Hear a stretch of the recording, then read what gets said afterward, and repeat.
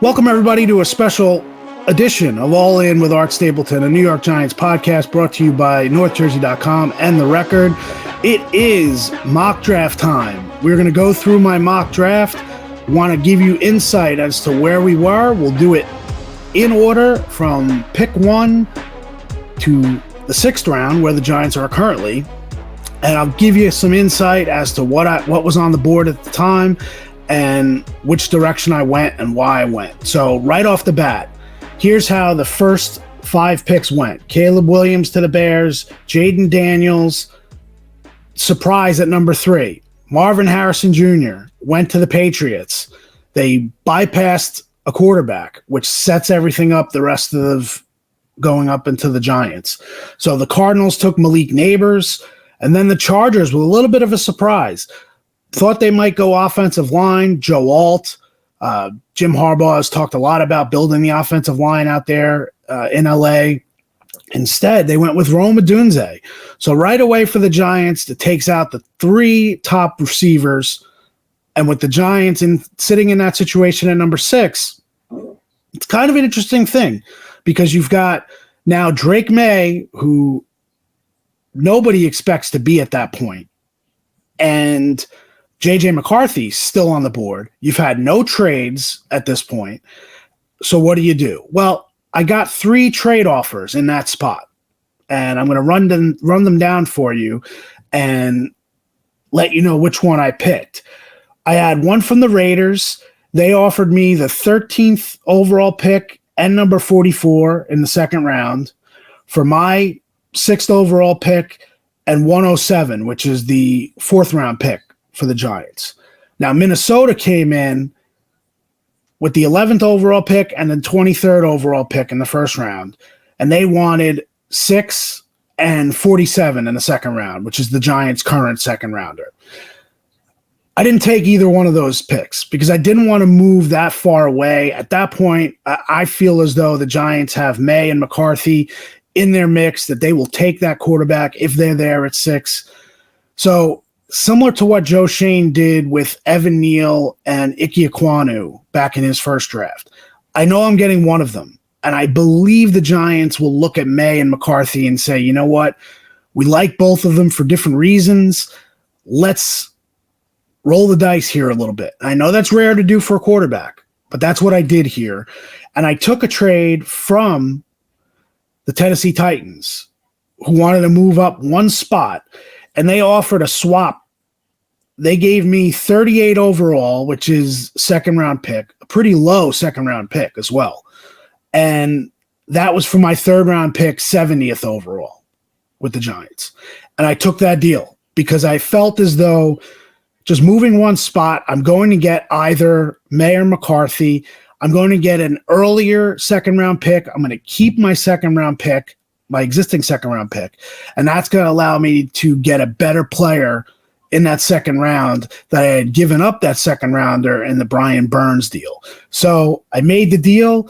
Tennessee comes up and gets Joe Alt, Notre Dame offensive tackle, and that now leaves me with Drake May and J.J. McCarthy, and I went Drake May. Now, I could have gone McCarthy as well, but I wasn't necessarily worried that all of a sudden Tennessee was going to flip the pick to somebody to take Drake May or J.J. McCarthy. So I ended up going with Drake May. You're hearing a lot of things in the league now that, he's not as polished as the other quarterbacks. He gambles too much. The way I look at it, he's got a big arm. He makes plays. He's athletic, and he's only 21 years old. If the Giants are going to follow through on their plan this year to have Daniel Jones and or Drew Lock take most of the snaps as QB1, they're going to look to essentially redshirt the rookie unless the rookie comes in and is completely ready to go.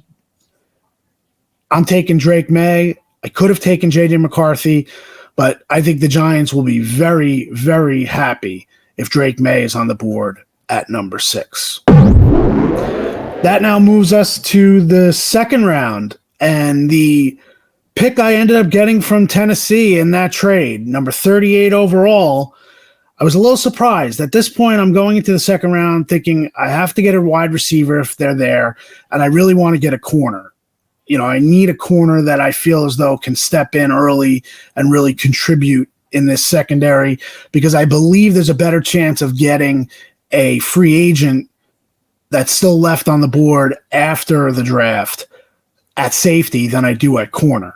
So I went with Xavier Legette from South Carolina. Talked to him a little bit the other day with Turbo Miller down at South Carolina. I think Legette has a very good chance at being a wide receiver 1 early in his career. I think he'll fit well. He's got size, and I think he can run the whole route tree. There's a lot to like with Legette. So I'm taking a wide receiver at number 38. Some of the guys that went before, the 3 picks before, Patriots took Bo Nix, Ladd McConkey went, Tyler Guyton went from Oklahoma, and the extra one right before the Giants picked, Xavier Worthy, the wide receiver from Texas, went. And still on the board, the 3 picks after I took Legette were Keon Coleman, wide receiver, who went to the Panthers, TJ Tampa, a corner from Washington, and went to Washington, and then Cooper Beebe, a guard from Green Bay. Now I've got the Giants' current second-round pick, number 47, and I've stuck with this guy since the Combine, and yeah, maybe there's a little local bias, but Max Melton from Rutgers has been on the ascension since the Combine, and he's really turned himself into an early day 2 pick. I like Melton to come in. He can play on the outside. He can play in the nickel. He can be a special teams fiend. Blocked 4 kicks, 4 punts in college. And I think Melton would fit very nicely in this secondary. So that was my pick at 47. The 3 picks before, Michael Penix went 44th to the Raiders. A little surprised Penix lasted that long. Darius Robinson, the pass rusher from Missouri, and T'Vondre Sweat from Texas, defensive tackle. All 3 of those went off the board before the Giants picked with Melton. The guys after, Braylon Trice, an edge, Ennis Rankishaw from Mississippi State, the corner, is the other guy that I was considering between Melton and him. And then that was pretty much all the guys that were on my board for that second round pick for the Giants. So Max Melton from Rutgers. Now, I gave away my 3rd round pick in the trade with Tennessee to get that extra 2nd round pick. I'll deal with that flop anytime. To move up from the 3rd round all the way up to 38. That allowed me to get Legette, who I don't believe would be there with my second round pick. So now we sit in round 4, and I doubled up at corner because I like the player. I'm going to go with the talent in this spot, 107 overall. I went with Andrew Phillips from Kentucky, similar to Melton, could play inside, can play outside, might even play a little safety in 3 safety packages that Shane Bowen may bring to the Giants. A little different than what Wink Martindale used as his 3 safety package. But I like Phillips a lot. The Giants are meeting with him. I should mention the Giants had 30 visits. Well, Melton was there for the local pro day, so it wasn't a 30 visit, but they met extensively with him at the Combine and at his pro day at Rutgers. They're having a 30 visit with Phillips, and I think that's an interesting indicator for Joe Schoen.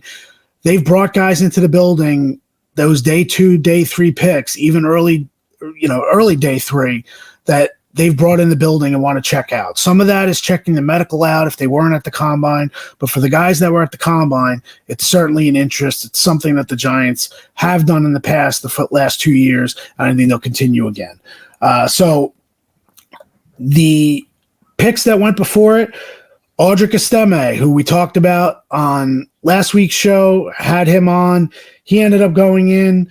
A center went off the board. Giants aren't going to be looking for a center. Bortolini, they're not looking in that spot. They've got John Michael Schmitz, a couple other corners, but I liked Phillips from Kentucky. I thought that was great value in that spot, and there's nothing wrong with doubling up at a corner. I think Cordell Flott will have a chance this year. This is the year that Flott has to step up. He's still one of the youngest players in his given class. I believe he's only 22, which is amazing considering he's already had 2 years in the league. So I think Flott mixes in to that position. And then I like the idea of having Melton and then Phillips. So that's where we're at. The guys that were on the board, and I don't think the Giants are going to draft a safety, but they could. There were a couple safeties on the board that I really considered instead of Phillips. Javon Bullard from Georgia, Jaden Hicks from Washington State. Those are two guys who I can absolutely see the Giants taking if they're there at 107 instead of Phillips. And then Michael Pratt ended up getting drafted there from Tulane. Washington did a back-to-back taking quarterbacks in the same draft. We know they did that back with RG3 and Kirk Cousins. So it'd be interesting to see a new regime in Washington take another quarterback. But that's where we're at after the fourth round. Round 5. I really think you're looking for value here. You're looking for a player that can contribute, but also can be developed. So you're looking for a skill set. And with the 166th pick, I took Theo Johnson, tight end from Penn State. Might end up going a little earlier, but in this mock, he was available. I like the fact that,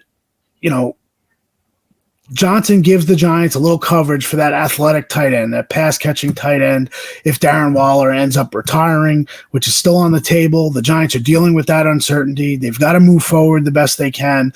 They brought in several inline blockers at tight end in free agency on economical deals.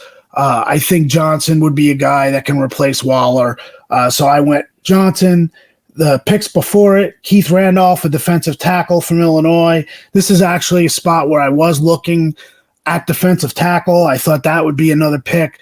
I don't believe the Giants, I'm not sold that they're going to take a running back now that they've signed Turbo Miller. I think they'll sign more of a veteran to come in and really contribute early on with Singletary. If they do draft a running back, it'll be somebody that they have to really like and they believe can be a big part of this moving forward. After the Giants picked Isaac Guerendo from Louisville, I think he's kind of similar to Turbo Miller, so I didn't go this route. Had him on my previous mock. Javon Foster, who's an offensive tackle from Missouri, and then a defensive tackle that I really liked, and I really thought about it, Gabe Hall from Baylor. That would have been my pick instead of Theo Johnson, but I went with the tight end in that spot. There is some familiarity. The Giants know Penn State. Also, Brian Dable's son, Christian, who's on staff, spent time as an offensive analyst at Penn State. So there's definitely familiarity with Theo Johnson. Now to the final pick for the Giants in the 6th round. Overall, I needed a defensive tackle if there was talent. I trust Andre Patterson and Brian Cox up front to develop guys. So might be looking for a little bit more raw talent. I do think the Giants need to add a defensive lineman in free agency after the draft. I went with Christian Boyd, defensive tackle, Northern Iowa. I think he could go earlier because of his skill set. Very talented, very athletic. Giants are having him in for a 30 visit. Obviously, as I told you earlier, that is a flag that gets planted. If the Giants bring you in for a 30 visit with this regime, there is interest. Now, it's always possible that they bring you in for a visit and it's to eliminate you as a prospect. That is possible, that they want to see something, confirm it that why they won't take you. But I don't believe that's the case with Christian Boyd. I like him in this spot. I don't believe the Giants will look for an edge, but Mo Kamara was still on the board. Still had Jalen Coker, wide receiver from Holy Cross, who I liked, and CJ Hansen, who I've taken in multiple mock drafts the last couple weeks. I left him off, but I do think that they could go CJ Hansen if they go an offensive line spot here in the 6th round. So there you have it. That's my mock draft. We got one more to go. We'll go the day before the actual NFL draft. We'll do our final Giants-only mock draft. We'll see how different things are. I've got a lot of players that are still in my mix that I've had through the first 4 mock drafts that I've done. There has rarely been a guy that I hadn't picked previously. That just shows you who I like for the Giants and who I believe that they're looking at. So that's our mock draft. Hope you enjoyed it. Make sure you keep checking out all our coverage on NorthJersey.com and listening to All In with Art Stapleton on all your favorite podcast platforms and on YouTube.